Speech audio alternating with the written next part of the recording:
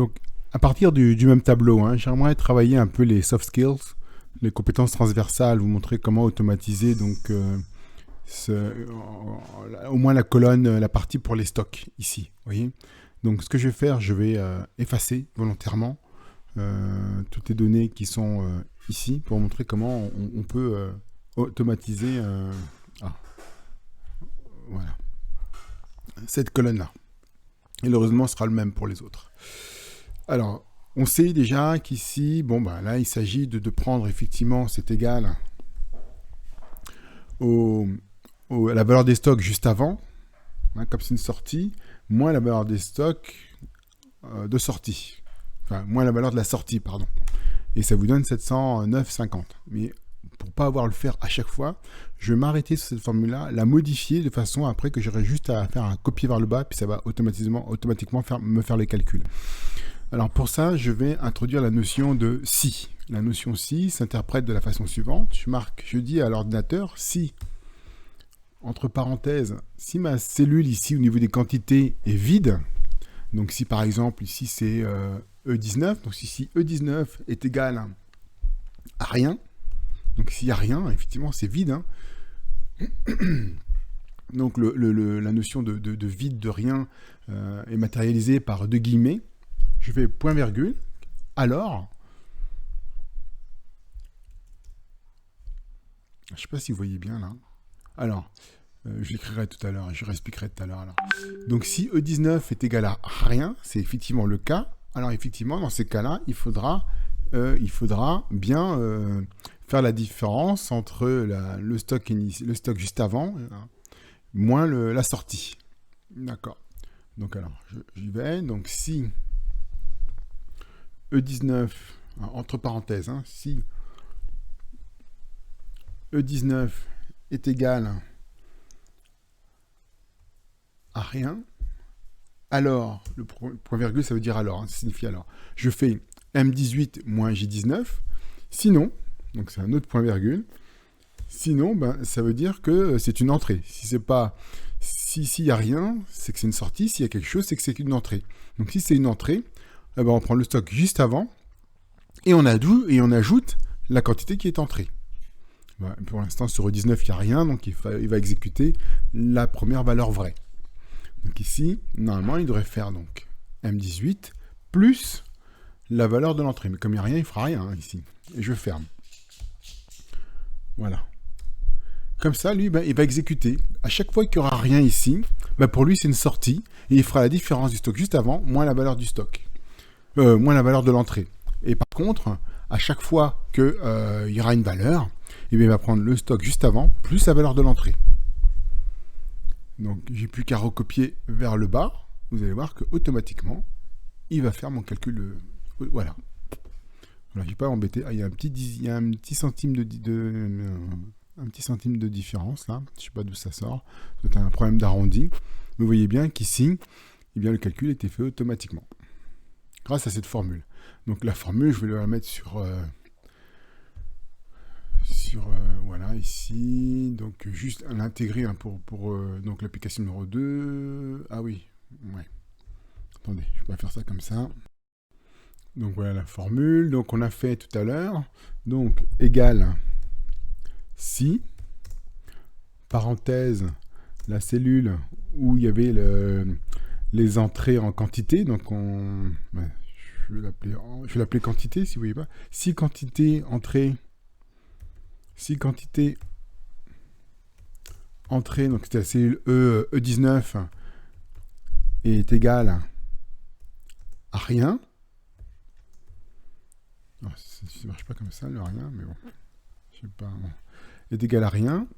Alors, on fait donc le stock N-1, enfin, du jour d'avant, hein, du précédent, on fait le stock précédent, enfin le dernier stock.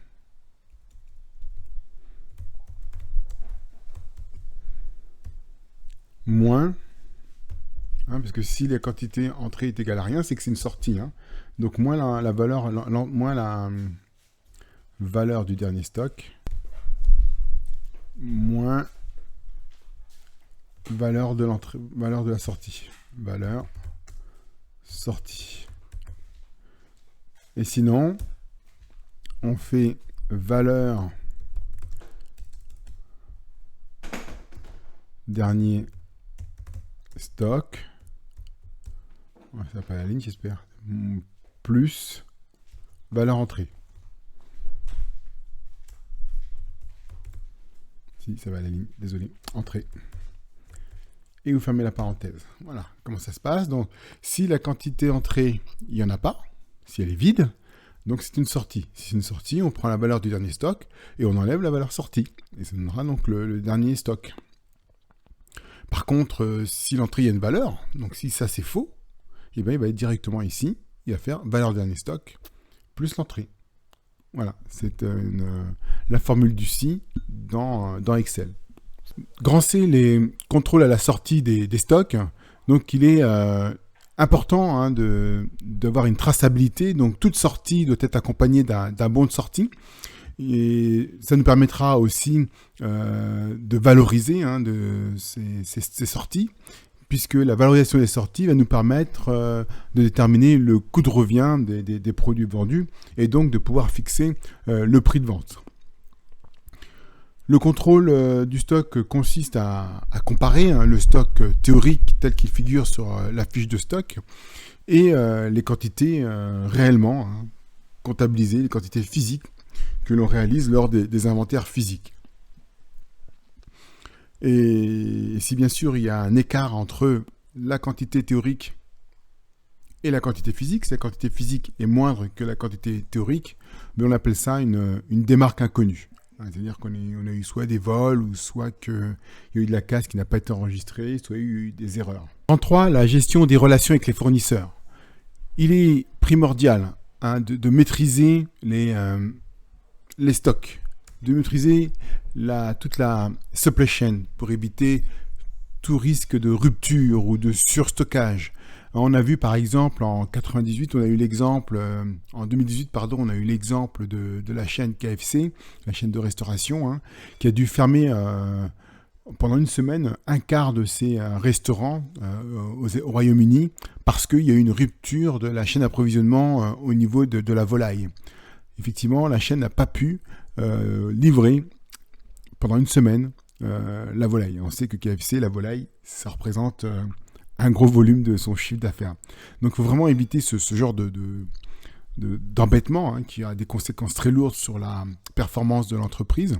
Et donc il faut placer cette notion, les ruptures de chaîne d'approvisionnement, enfin tout ce qui concerne la chaîne d'approvisionnement, la supply chain, doit être doit faire l'objet d'une démarche de qualité, une démarche, un suivi, tout comme on le fait pour les clients, pour la demande.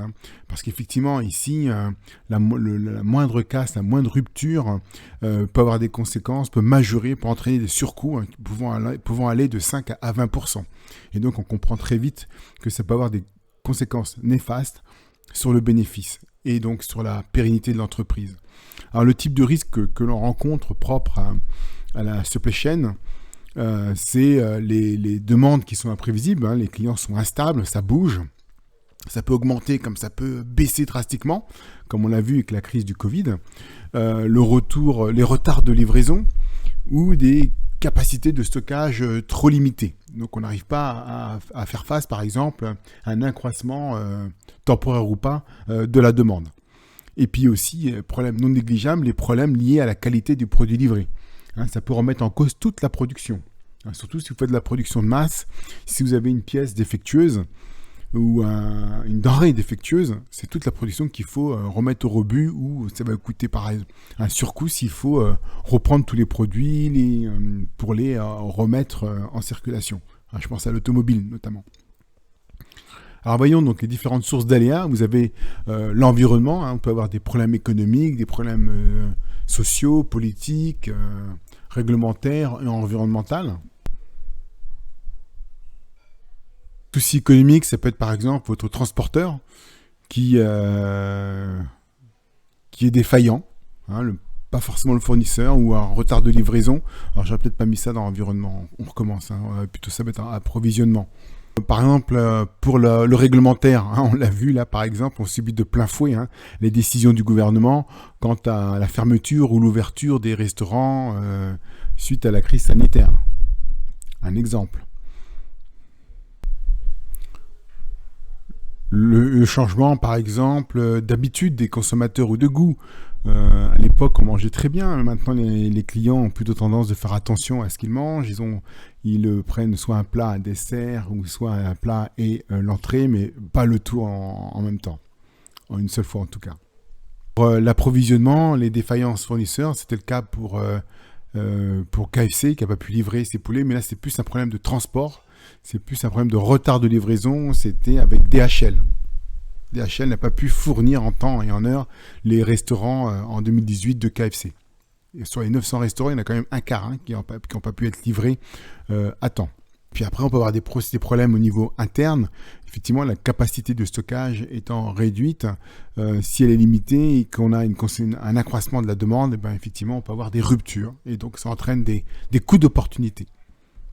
Pour avoir un meilleur suivi de la chaîne, de la supply chain, on va mettre en place un tableau de bord avec des indicateurs pertinents en fonction de l'activité et qui va être un outil donc indispensable pour suivre la qualité de la relation fournisseur et que ça nous permette donc en fonction des indicateurs de prendre les décisions qui se doivent pour mener des actions correctrices et rester sur la ligne des objectifs que l'on s'est fixés.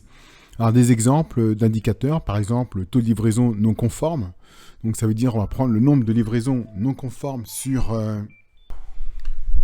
Donc des exemples d'indicateurs, le taux de livraison non conforme ou à l'inverse le taux de conformité. C'est-à-dire que si le taux de livraison non conforme, c'est le nombre de livraisons non conformes sur le total de commandes livrées. Et puis si vous voulez le taux de conformité, c'est le nombre de livraisons conformes divisé par le nombre de commandes livrées. Le taux de livraison avec retard, ou à l'inverse, le taux de livraison sans retard. Dans ces cas-là, pour le taux de livraison avec retard, donc c'est le nombre de commandes livrées avec retard sur le nombre de commandes livrées. Et puis si vous voulez le taux de livraison sans retard, c'est le nombre de commandes sans retard, de livraison sans retard divisé par le nombre de commandes livrées. Enfin voilà, vous avez tous les différents indicateurs possibles. Je vous laisse les lire tranquillement. Vous faites la pause et puis vous lisez les indicateurs. Mais ce qui va être important, bien sûr, tout dépend dans le sens où vous le prenez, mais il faut que ces indicateurs, si vous avez des comparaisons, donc ça vous permet de faire des comparaisons entre plusieurs fournisseurs et vous prenez ceux qui présentent les meilleurs indicateurs, bien sûr. Donc l'intérêt d'avoir une relation suivie avec les fournisseurs, on a vu, c'est la première chose, c'est d'éviter tout risque de rupture. Donc on va limiter les risques de rupture qui ont des conséquences sur le coût d'opportunité, qui vont ternir votre image, qui vont, retard, perte de temps, anxiété, surcoût, tout ça, afin d'éviter les ennuis, vaut mieux avoir une relation suivie avec vos fournisseurs, pourquoi pas contractuelle, comme ça il s'engage, et s'il est engagé, il peut avoir des pénalités, s'il ne tient pas ses engagements, qu'une relation comme ça, furtive avec un client, un fournisseur que vous ne connaissez pas. Donc il vaut mieux tisser donc un relationnel stable pour éviter donc tous ces inconvénients et bénéficier aussi par une relation de confiance avec le fournisseur. Vous allez pouvoir obtenir non seulement des réductions financières ou encore des réductions commerciales, mais vous allez pouvoir aussi obtenir des délais de paiement. Et ça, c'est pas négligeable pour votre trésorerie. Et enfin, le troisième et dernier point, ce sont les fournisseurs et la responsabilité sociale ou sociétale de l'entreprise, et les achats responsables. Effectivement, si vous intégrez dans votre relation avec les fournisseurs des préoccupations sociétales, environnementales ou sociales, ça ne pourra être que mieux au niveau de vos clients, parce que les clients s'intéressent à la façon dont vous gérez votre entreprise. S'ils s'aperçoivent que la supply chain n'est pas très orthodoxe, si pour faire venir vos produits, vous avez fait travailler des enfants, ou si vous avez fait où il y a beaucoup de pollution, ou vous allez dans les pays du tiers-monde, des gens que vous sous-payez, attendez-vous à avoir un contre-coup sur votre performance globale. Voilà. Ce chapitre étant terminé, je vous remercie d'avoir suivi. Je vous souhaite une bonne journée. À bientôt.